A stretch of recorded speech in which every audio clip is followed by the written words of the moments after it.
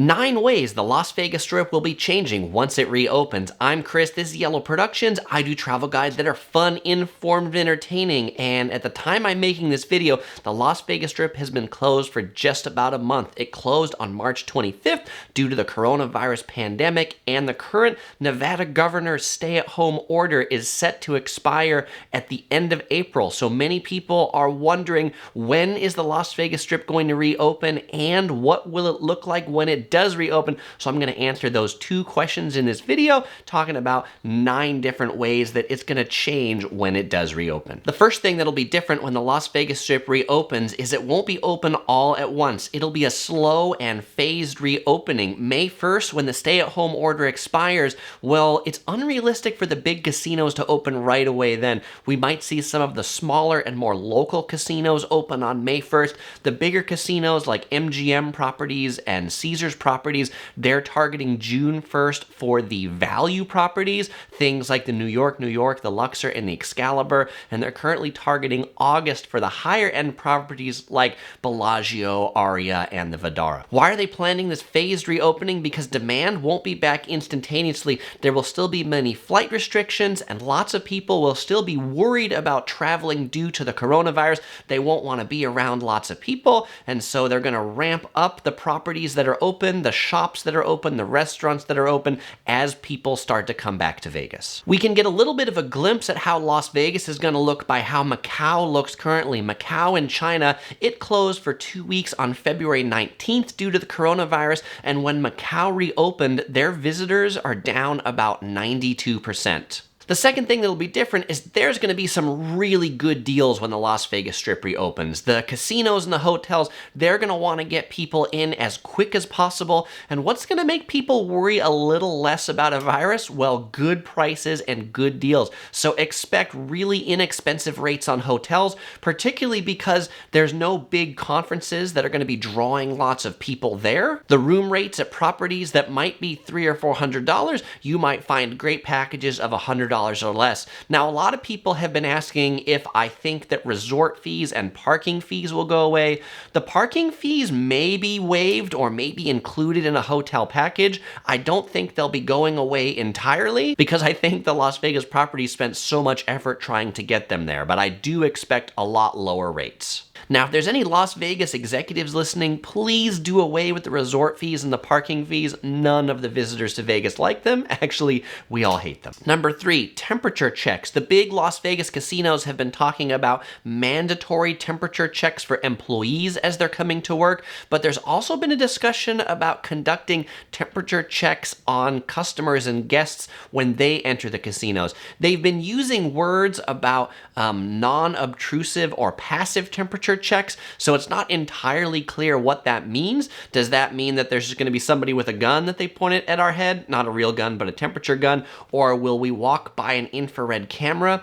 If we want to look at how Macau has done it, Macau, they are taking temperature checks of all guests entering the casinos, and they're also asking guests some questions about their travel history before they enter the casino. In Macau, they've also limited the number of entrances to the casino so that they can do these temperature checks. I think we can expect something similar in Las Vegas with less or limited entries to the casinos. Number 4, physical distancing. We're going to see more physical distancing of guests in the casino. Right before the Las Vegas Strip was shut down, many big casinos were already turning off every other slot machine so that guests would have more elbow room to pull down the arm on the one-armed bandit. But I think when the casinos do reopen, we're going to see them move the slot machines further apart so that people aren't right next to each other. Also, at the gambling tables, we're going to see people spread apart, say skip a seat at the baccarat table. Poker is probably going to take a long time to come back because poker requires a lot of people close together. Taking a look at what Macau has done here, they've definitely limited the gamblers at a table. For example, a baccarat table used to allow 7 gamblers,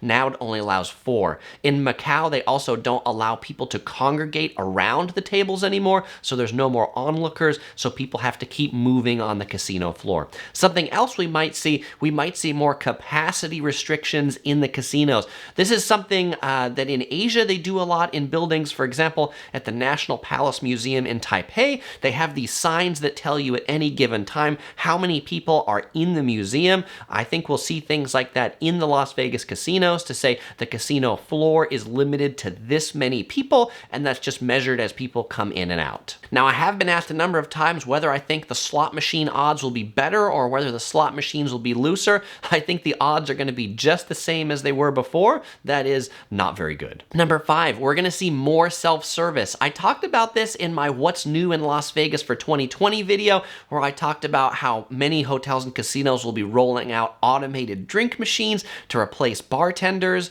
but I think we're going to see a lot more self-service options. For example, many hotels in Las Vegas are already doing self-check-in kiosks. I think we're going to see that rolled out more because people would rather check in now with a computer rather than with a person because they don't know whether that person's going to get sick or give them something. I think we'll also see the Players Club's desk where you had to go to a physical person to get a Players Club card replaced by automated kiosks. I've certainly been liking the self-service kiosks at the grocery store lately. It's much better than putting my food on one of those conveyor belts and people touching it. I like just a little computer, getting my stuff done, don't have to talk to anybody. So I'm sure Vegas guests will appreciate that as well. And particularly if more automated kiosks mean less lines to check in at hotels, that's going to be a big win for all of us. Number 6, there's going to be more cleaning of casinos and hotels. Not just more cleaning, but we're going to see more cleaning, and they're going to make it obvious to us because they'll want us to know that more things are being disinfected regularly. For example, door handles, elevator buttons, slot machines, bathrooms. Those are all things that the Las Vegas hotels and casinos are going to spend more money and time and effort cleaning. I think we're going to see more hand sanitizer stations as we enter casinos and as we enter hotels. And I think we're going to see more protective equipment on Las Vegas hotel employees.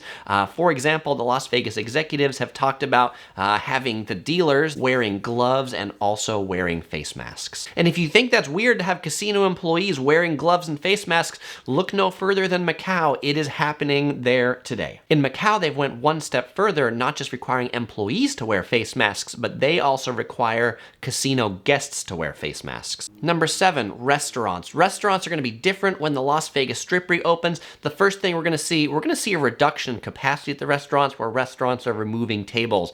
I've heard restaurants range from removing 25% to 50% of the tables in the restaurant so that people have more elbow room and the tables are spaced 3 to 6 feet apart. Some of the restaurants that weren't doing very good before the closure, they're probably not going to reopen at all. One of the things that I hope happens, I hope we can get rid of the cloth napkins because who knows how well washed that cloth napkin is? Who knows who touched that napkin before you? I'm all good for some paper napkins. I also really hope the bartenders get the message about being clean and the bartenders stop touching our straws with their bare hands when they put that straw in our drink glass. I've also got a lot of questions about whether I think the buffets are going to reopen or whether I think buffets are a thing of the past. And this is maybe where I'll be a contrarian with a lot of thinking on this. I've heard a lot of people say that the buffets are dead. I do not think buffets are dead. I think buffets will continue on in Las Vegas, but I think buffets will become more full service. I think there will be less of this, grab your own spoon or spatula and ladle it on your plate, but more you walk up and there's somebody behind who is then serving that to you on your plate. You only have to look as far as Caesar's Palace, their Bacchanal buffet. They are definitely planning to reopen it. Actually, they've been spending money, time, and energy remodeling their buffet while Caesar's Palace is closed. Why? Because the Bacchanal buffet at Caesar's Palace is the #1 revenue-generating restaurant in North America. The high-end buffets make the hotels lots of money, so the high-end buffets are going to continue to operate. The ones that aren't going to operate are the low-end buffets. Actually, the Treasure Island has recently reported that their buffet is not going to open again. I would imagine places like Circus Circus, Excalibur will see those buffets close because they weren't all that good to begin with. Number 8, shows and nightclubs. These are probably going to be some of the last things to come back. Well, maybe the last things to come back are going to be big conferences and sporting events. But speaking of shows and nightclubs, when the shows do come back, I think we'll also see a seat reduction in the shows where maybe they skip every other seat as they're selling seats, or they skip rows.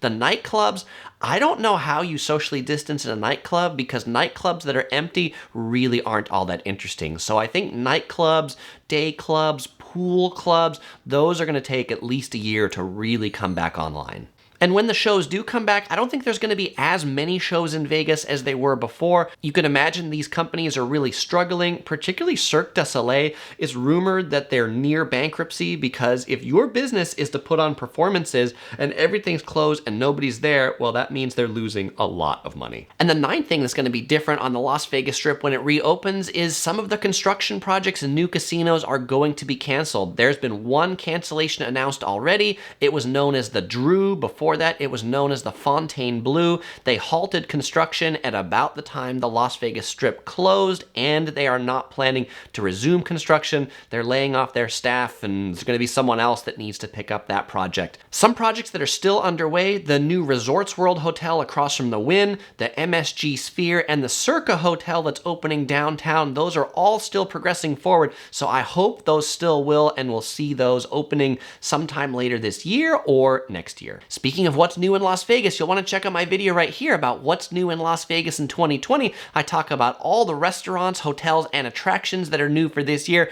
I did not predict the pandemic, but everything else is pretty accurate in this video. Or you can check out my whole Las Vegas series in this playlist over here. Links are also in the description below. As usual, I won't say goodbye, because I'll see you in one of these videos.